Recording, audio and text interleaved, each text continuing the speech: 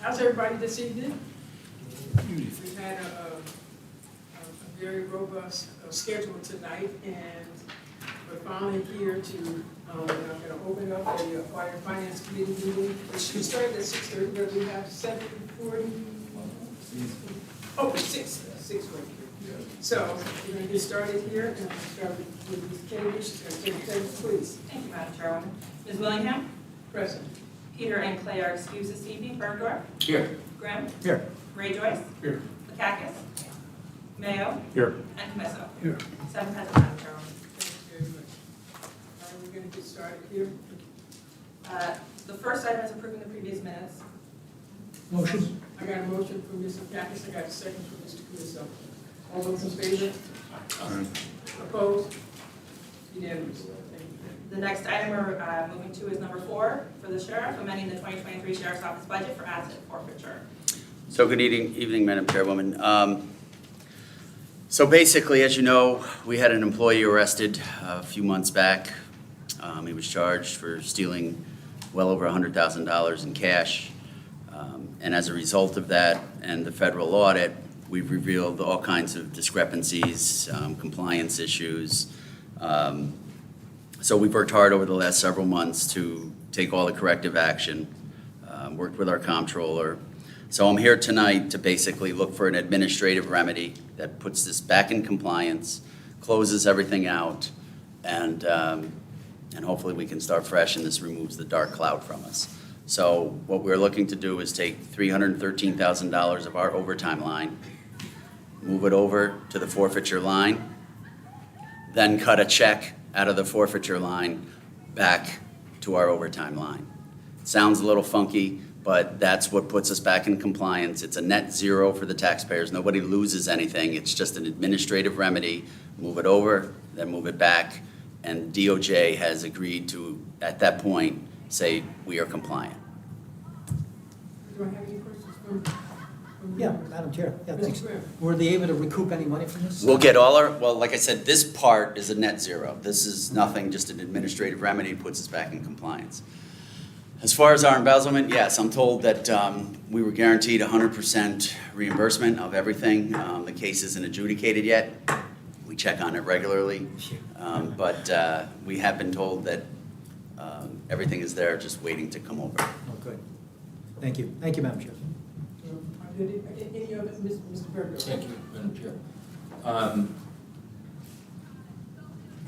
As part of your federal audit, Craig, have you had to make a lot of internal control changes within? We have. Well, honestly, most of the internal control changes were due to me. I use that money to take care of community projects, to take care of Boys and Girls Club, to take care of literacy programs, homeless programs, you name it, that's what we use that money for. And apparently I wasn't supposed to use federal money for that purpose, which to me makes absolutely zero sense, right? The money was taken from that community, put it back in that community to do good. That doesn't make sense. So, needless to say, I did that wrong, but again, we were feeding, our information was being fed to us erroneously. I gotta own that, right?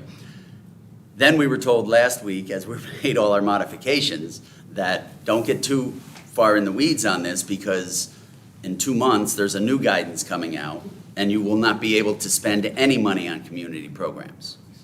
So therefore, it's my intent to start to use that money to pay for all our body cameras, pay for all our cars, everything else, and keep it off the taxpayers' back that way. Is that changes to the state guidelines? Because federal guidelines are already up. That's pretty much already the state guidelines where you can't do anything for the community. But who's the new guidance coming out from? Federal. Okay. So it's, to me, I'm just totally baffled by this because that was kind of the intent. And it slowly has been drifting away from that. I wasn't aware of that, but you know what, again, we'll own that, no problem. But going forward, there is zero community programs that can be funded by it. So it'll be for law enforcement purposes only. which is, all right, well, that's great. But there's also a lot of programs out there that I know in our county will suffer because we help fund a lot of programs that, listen, you heard the DA a half hour ago tell you about all the issues we have with young individuals. How do you keep you got to keep them busy, keep them in the Boys and Girls Club, keep them in Girls Inc. and all these other programs that are out there. Get them involved, get them in the YMCA. And, you know, those are programs that we helped with, but not anymore. Just let me take this. Are there projects that are in the gray area? Kind of like, you know, you have the tractor trailer, which is a mobile fire training center. Well, that may help community fire departments. Is that different because you're helping the Yeah, so that's, municipality? yes, so that's our trailer, we train in that trailer also. Things that we use ourselves are totally fine. Okay. The athletic field would have been totally fine if no public used it. If we just used it ourselves, it would have been fine. But because the community was using it, it was not.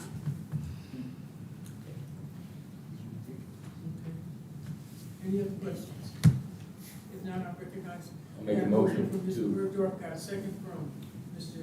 Joyce. All those in favor? Aye. Opposed? Unanimous, thank you very much. Thank you very much. That's it for me tonight. Have a nice night. Stop talking, please. Yeah, I know, it's a horrible concept. Keep up with the possible job, please. Have a good night. Item 5 is amending the 2023 Board of Elections budget for temporary help. Ms. Pletty is here. Good evening, Madam Chair, members. How are you this evening? Good, how are you? I am joined tonight by the Deputy Democrat Commissioner, Dave Cady, who will be presenting. So we're here tonight requesting a transfer of funds from our Election Day staffing line over to our temporary help line in the amount of $750,000. The reason for that is they're now categorized as county employees. Inspectors. Our inspectors are now categorized as county employees. We raised their pay last year from $250 to $300, which in turn now is in accordance with IRS guidelines. The change in the recategorization of inspectors from vendors, contractors, to permanent employees was done to be in accordance with IRS regulations, which requires us to tax the pay of inspectors.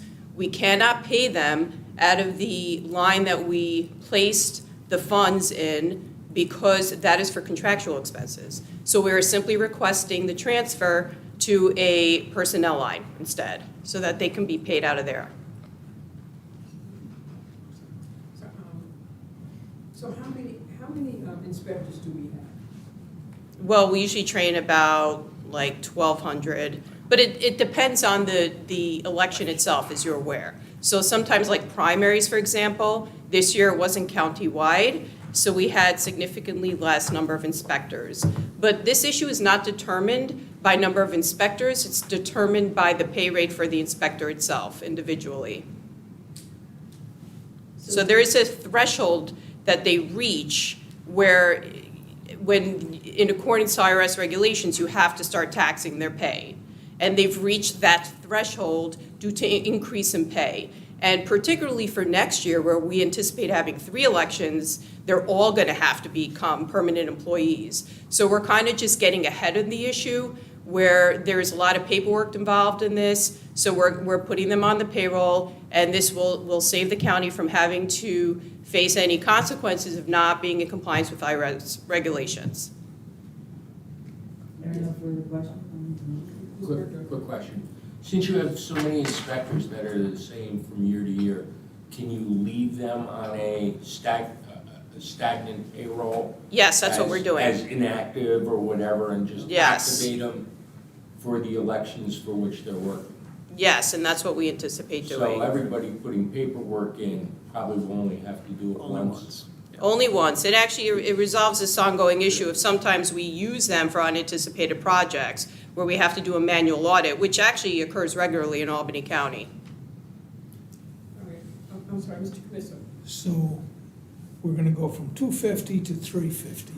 They're gonna be taxed, Yes, which will probably be somewheres from 28% to 33%. So there's no net gain for the inspector. Good point. Right. That's why I think that there is a valid discussion to actually increasing their pay above the current rate. And even if they were receiving the old pay, next year, for example, they would have fallen above that threshold nonetheless. So there is a valid argument here for paying them above the standard pay that we're seeing, which is around 300. But, you know, I've had this discussion with some of the members of the Republican conference. It's worth exploring paying them more because ultimately, when you do the math, they're there from 5:30 a.m. until 10 p.m. It's a very long day. You're dealing with a lot of people, a lot of customers, right? And frankly, it really comes down to ultimately minimum pay wage. And I was saying to some people, if you invited a contractor to come into your house, even to someone to clean your home, you would pay them well above that rate, even if they spent that many hours in your home. So I think it's definitely worth exploring the issue and increasing their pay even further. Because, again, even next year, 3 elections, they would have fallen way above that minimum threshold anyway, and we would have had to tax them. And just so you know, this is an ongoing issue statewide. Every county is dealing with this, and every county is around the same pay rate currently that we're at. They are considering an increase in pay, and they are all dealing with these paperwork issue that the extensive paperwork that comes with making them permanent employees. So, you know, this is not an issue that is exclusive to our county. Mr. Joyce? Yeah, just a quick question. So we were budgeted for 250, right? For this year, it was 300. So it's 300, and then for next year, we haven't had that discussion. We put in for another pay increase to 350, but even now, in speaking to others, we kind of wonder if that's even a sufficient number. But the increase is, you're just looking It's for this year, of- the 300. Oh, an increase of 300, not 50? Yeah. No. Okay. So we are anticipating 350 for next year. 300 is the current pay rate. I think she needs an increase to 300. Yes. Not right. Right, so I was just trying to. It went from 250 to 300. You're saying the same thing. but Yes. All right, yeah, Yes. because I was trying to say, well, So 400. is this, oh, I'm sorry. No, go ahead. Like our early voting inspectors are way above that rate anyway. Right, but is this transfer going to make up the difference between 250 and 300? No, it's not relevant. Well, yeah, that will cover, it's sufficient. The reason it's far less than what we anticipate in the budget is because, as you're well aware, we had significantly less primary races than we anticipated. So when we budget, we always anticipate for a countywide primary, and this year it was like pockets around the county rather than a countywide primary. That's why we're not transferring the full amount.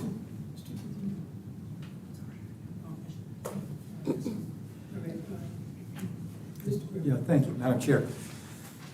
What's the threshold? I mean, if you're concerned about the take-home pay, Yeah. it may be smarter to lower the amount so you don't break the threshold. Well, What is the threshold? Yeah, okay, 600. right, it's 600. However, many of our inspectors get used for other projects again. Like I said, it's manual audits, and it's early voting, and so you get to a point where it doesn't make sense to do it anymore, because next year, again, even if we left them at that lower rate, they would have had to pay the taxes anyway, because next year we have 3 elections. So you kind of just get to a point where you're increasing their pay, and then you just have to have a conversation as to what pay would be sufficient to compensate them for their full day of work, and also take into consideration the tax consequences for that. What are the implications of creating 1,200 more county employees, which is, I think, what you're talking about?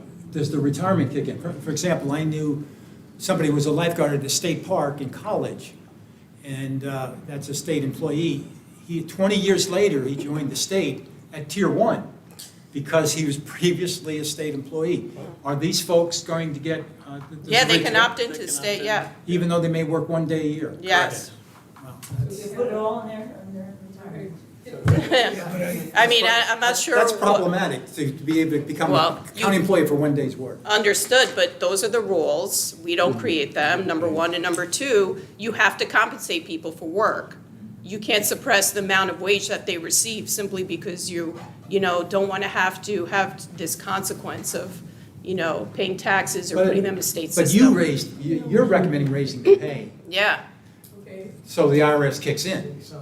they would have, the IRS would have kicked in next year anyway because of the 3 elections. Do you see what I'm saying? For, not all 1,200. Well, 5 Yes, it would have. Thanks, Madam Chair. okay, all right, so, do you have another question? No, I was just clarifying. Okay, all right, so. I do have a motion on the floor. Oh, yes, yes, I didn't get a second yet. So now, let me just ask you this though. So they become employees of the, who? County, When you say the county, Albany County, or Albany County through what? the Board of Elections. Through the Board of Elections, okay, so, all right. So, now the other thing is, so then they have the option of joining the retirement system. Yes. Correct. Okay, and so, let me ask you this then too. They have the option to join the retirement system, but they're not eligible for health insurance or anything like that, just the option to join the retirement system. I believe so. Yeah. This is really more, honestly, this is out of my purview, and I think more of a question for the benefit specialist in the county. All right then, okay, I'm gonna, Just, I would say, Madam Chair, the ramifications go beyond the salary here, and there should be a fiscal imprint as to what the actual cost might be, because the retirement system is pretty substantial. So I'd like to know what that cost would be if we're going to include 1,200 new employees. and then with the understanding that they have that, you know, they would be paying towards their retirement. But it would still be optional.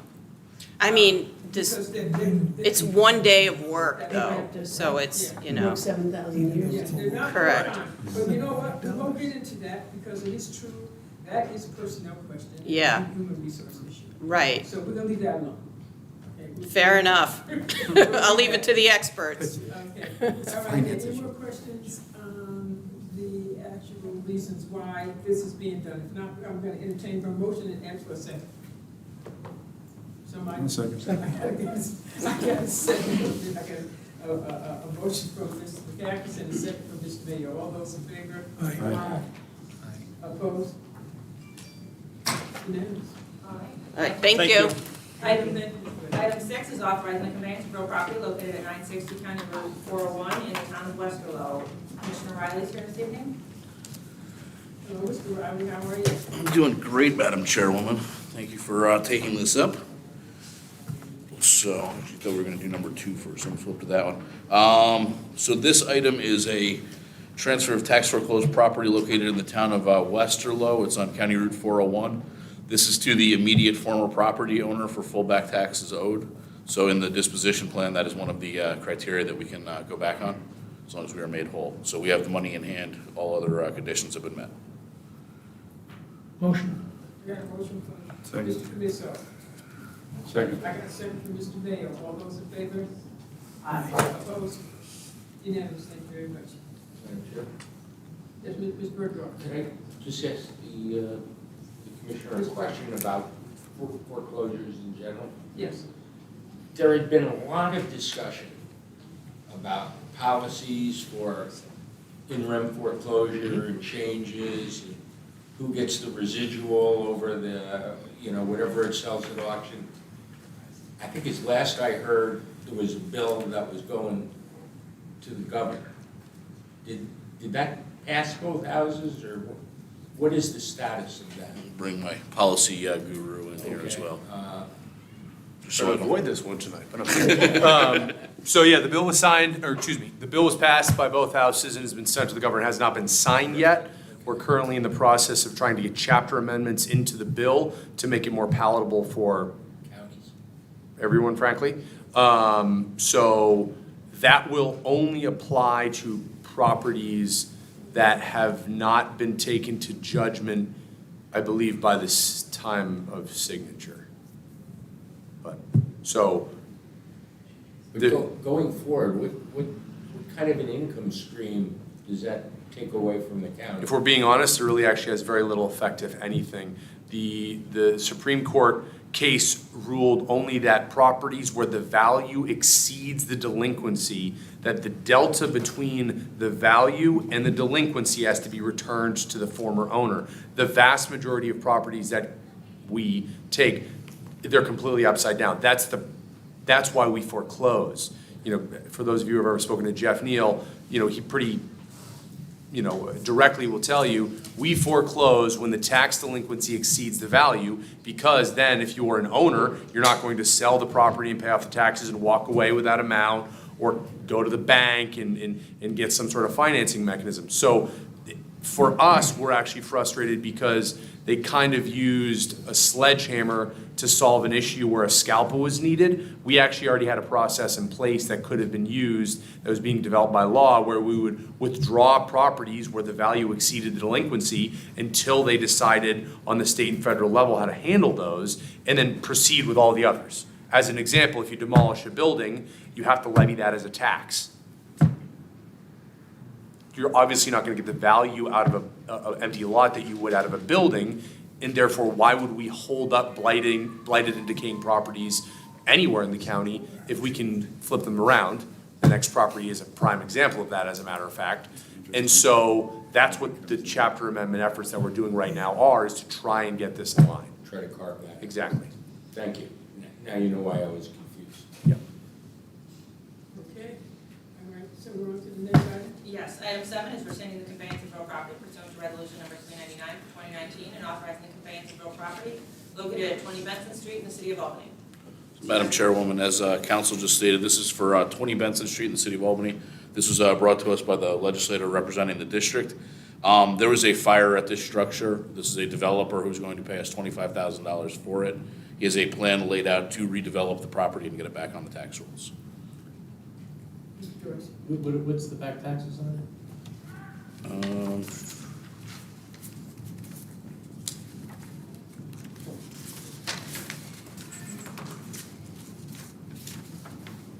It's in here.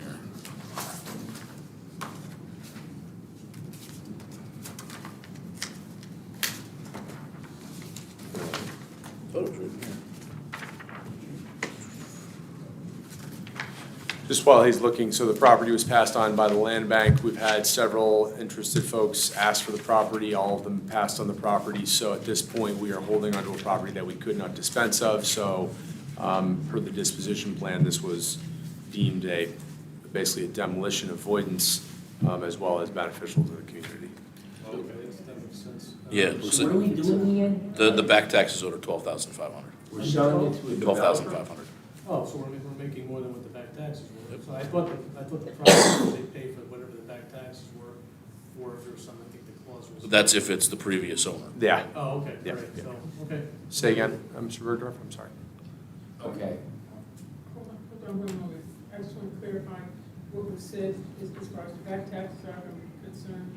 So so if it was a previous owner and we were selling back to them like the previous transfer, they would just have to pay the previous taxes that had been owed. The full amount. The full amount, right, exactly. And in this case, This case, since it is not the previous owner, it's somebody else coming in to make an investment, it can be a higher price than that. Yep. Under the current rules.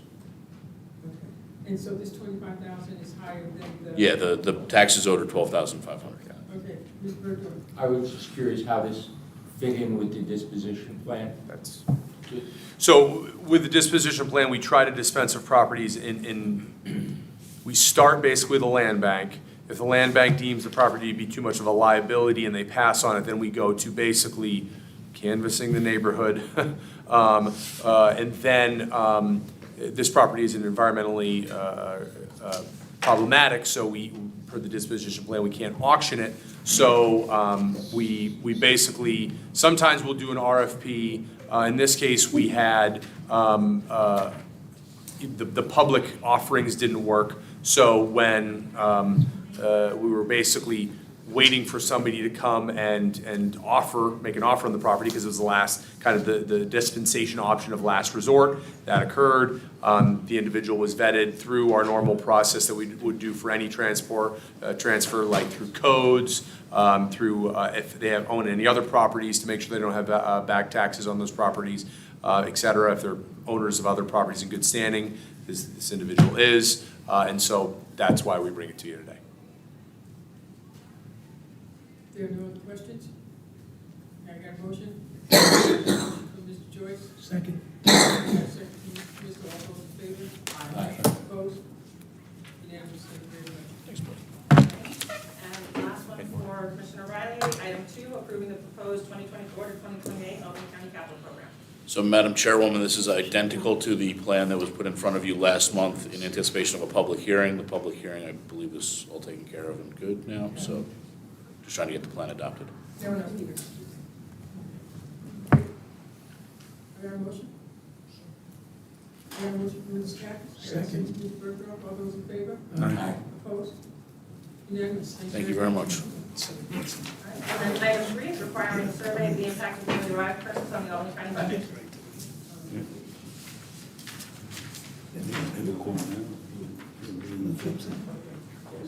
All right, do we have any comments? I just, Just a minute. just in case I'm not here for the vote, I have to leave at 7:15. But my understanding is currently it's not costing the county any money. There's nothing in the foreseeable future where it's going to cost the county any money. And our employees say it's pretty much impossible to put a figure on this. That's my understanding.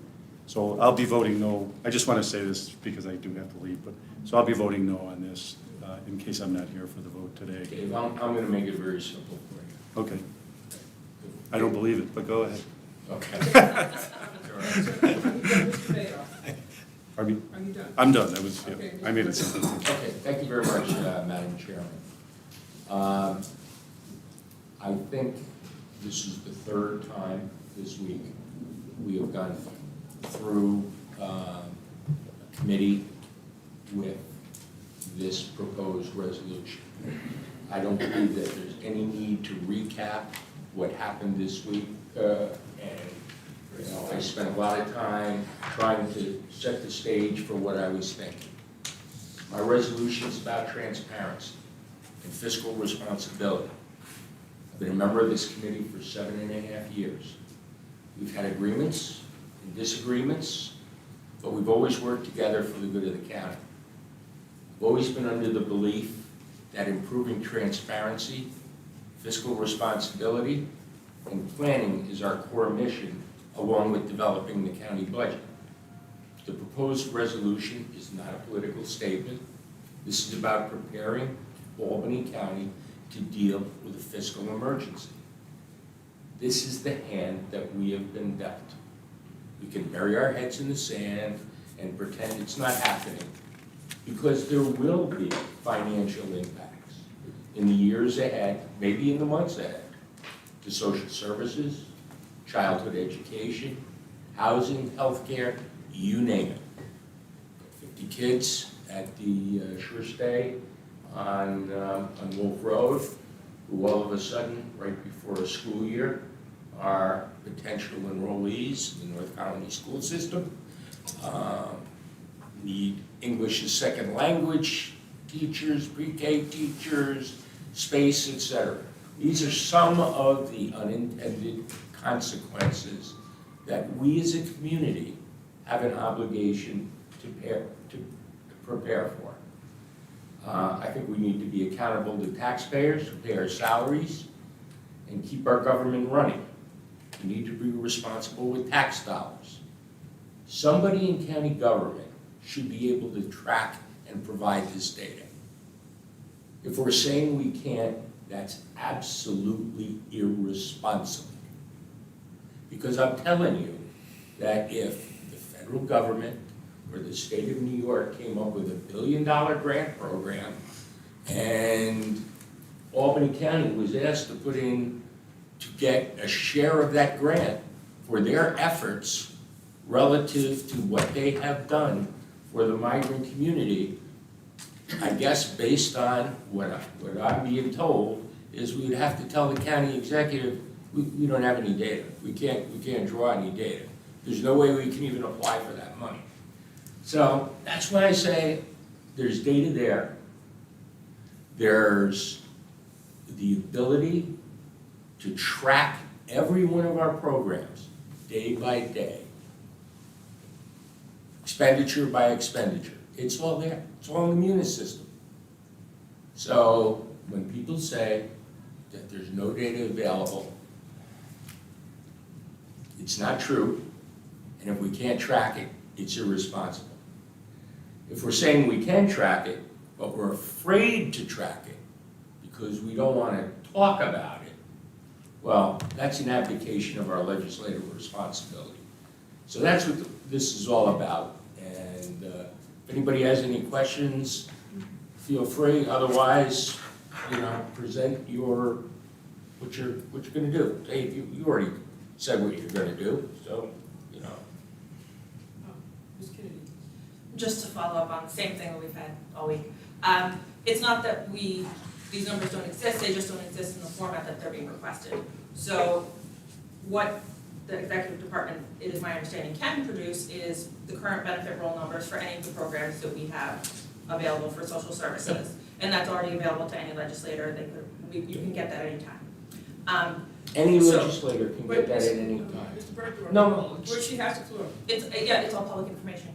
So, but any attempt, the problem is that these numbers are just current benefit roll numbers. They don't actually say anything about who is taking part in them. We cannot differentiate in our current programming, and perhaps for the foreseeable future, because we are using a program that we're already contracted for, we cannot differentiate between types or statuses of people. So we have absolutely no idea where the people who are getting our social services come from, what their legal status is, what their immigration status is, anything like that. So, and as Mike McLaughlin acknowledged the other day, any attempt to say that any potential increases over the summer, over the period that's now being documented pursuant to this resolution, might be asylum seekers or homeless, would be entirely speculation or conjecture, because we just cannot say that. We have absolutely no idea of the legal status or the housing status or anything like that of any of these people. We cannot document it at this time. And Mike, feel free to correct me if anything I've said is incorrect. That's correct. Thank you. And so, I'm just going to, Let me do this first, Mr. Bergeron. yes, ma'am. Does anybody else have any comments? Mr. Graham? Yes, thank you, Madam Chair. I co-sponsor this resolution. I think we're asking for a simple question. We're being sent these bus loads without warning, and we're not really sure how long they're going to be financing the migrants. We want to know what will be the additional cost to our county. I think that's a straightforward question that really needs to be answered, and I think that's the purpose of this resolution. Thank you. I'm just going to say one more thing, and then I will be quiet. Hold Oh, on. I'm sorry. Oh, okay, I just wanted to make sure that I. No, I absolutely, I don't want to. We put language at the county executive's request. We knew what the county executive's office told us, saying that we understood that you may not be able to get us all the detail that we wanted, and that the top net end numbers were fine, and we would consider that to be good faith efforts. And Mr. McLaughlin told me, as long as that was with that understanding, he was fine with it. So I knew from day one, and with all due respect to our conversations with the county executive, that we weren't going to get every single line and breakdown. But if all of a sudden, a particular category, which has been trending at going up 1% a year, goes up 12% in 90 days, well, maybe there's something to see here. So, but I've said enough. I think I don't want to go down this subject line anymore, because this is one where maybe we can agree to disagree. But I gotta tell you, this is the Audit and Finance Committee. And we can get anything if we want it, with the proper notification. And with the proper, not notification, wrong word. We can get anything we want if we have a determination that that's important. So, that's it. And that's all for me this evening. Okay, did you have a comment? Yes. Okay. just want to say that I have listened to, I was here for the Social Services Committee, and I did listen to the Law Committee, and it does seem to me that we are at odds about this. And the way that it went out of the other two committees was to make a proposal to put it out with negative recommendation. And I think that that was a satisfactory outcome, because we are very differentiated in our views. You know, we can get the information. There's been talk about the data being compromised or not being the kind of data that we would really need to look anyway. There's been talk about supporting each other and being able to get all those information every time we want it. So to me, it seems redundant to me to have this proposal. But, so I'm going to make a motion that we pass it out of this committee also with a negative reference. And that is how I will leave it. Okay. Do I have a second on this? Second? Okay, all right. Before we move on to vote, I have a comment that I want to leave myself. Do I have to take the vote? Okay, I'll take the vote. Okay, so we have a motion to move out with an unfavorable recommendation. All right. All those in favor of that? Aye. Aye. I made a motion. Second the motion. I want to move it out. I'm just moving out. No. Okay. It's All negative. right. You're in the vote. Okay. You're in the vote. Okay, so we have. I had to, because I wanted done. The unfavorables. They're going. Going. To more, and then any opposed. Okay. The nays? Madam Chair, I'm going to all right, so we have 4 for the unfavorable, and what is the 2 for? To not to move it out. Oh, okay. We have 5. Against the motion. 2 against the motion to move it out with an unfavorable recommendation. Excuse me, we have 5. You can't vote. he's not present. It's not present. Okay. So what happened? It's going out with a negative recommendation, right? With an unfavorable. It needs 5 votes, doesn't it? Okay, okay. All right, so, Wait, so that's the vote. I'm sure, I believe you would need 5 votes. Aren't there 9 members of this committee? You just need a majority of those present. I thought it was a majority of the whole. No, that's the quorum. Majority of those present in Robert's rules and legislative rules. Check. Thank you. Okay, I just wanted to come. And I'm going to read mine as you read yours. Go ahead. Okay. And so, Madam Chair, can I just explain my vote before you go? I'm against the negative recommendation, but I want to see it go to the floor. But they're bundled, so I just want that on the record. Mark, if you feel more comfortable voting No, for it, it's- to see it go to the floor. Either way, Vote- when they're vote bundled, for it. I don't agree with one part of it and I agree with the other. They're so bundled that way. So what's your vote? Vote is no, because Oh, okay. I'm against the negative recommendation.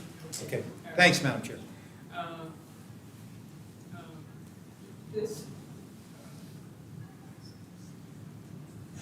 This resolution has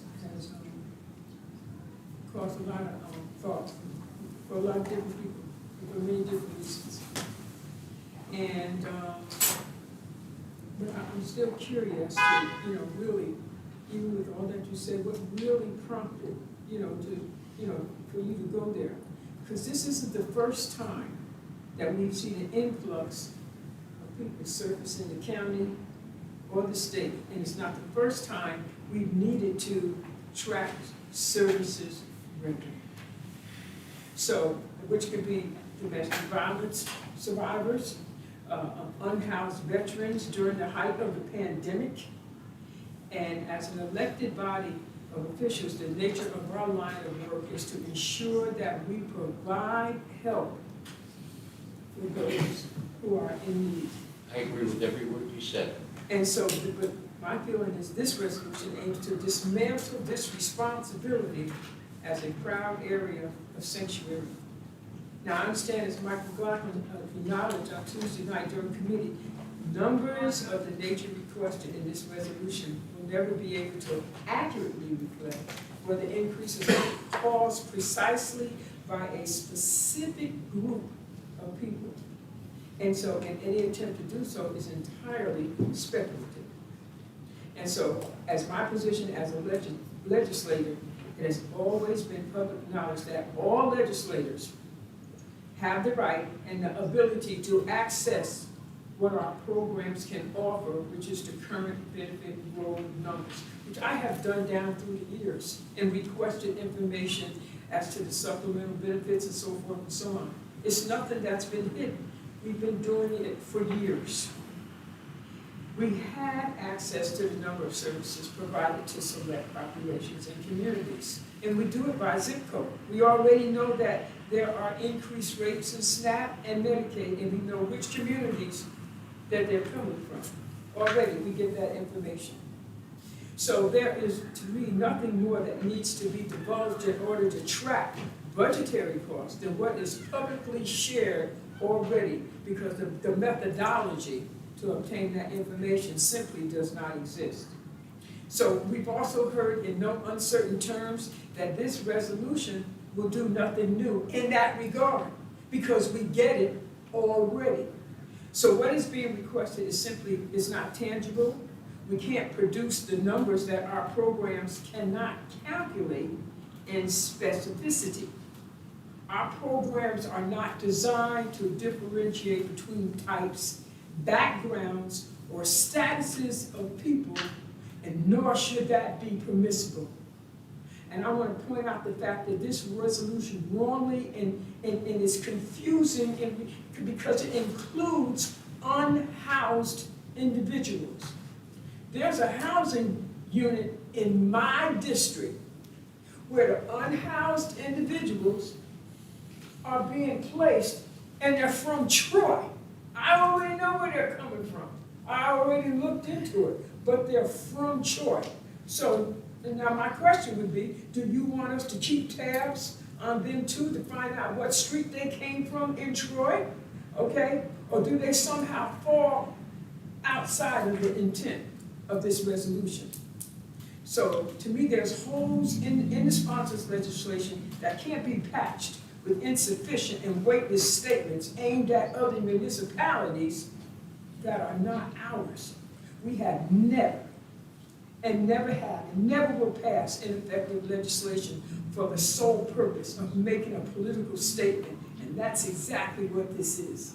A political statement that's meant to incite passions and perpetuate a negative stereotype surrounding people who are coming here in the hopes of a better life.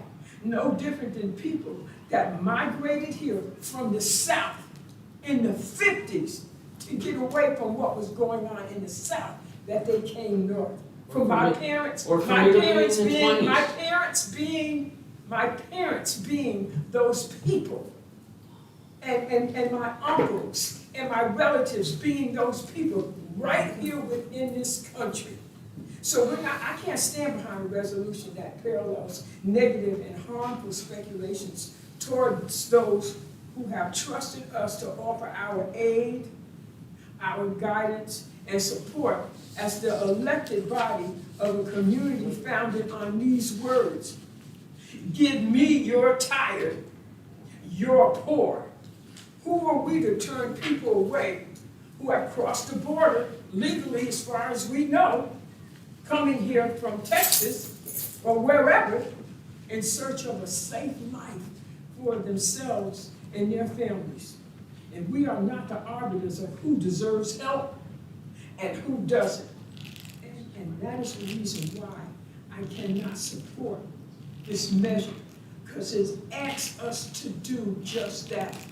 I am just as concerned. When the pandemic, the request went out numerous times to the CE and to Mike McLaughlin, and I asked, what are our numbers as far as social services are concerned during the pandemic?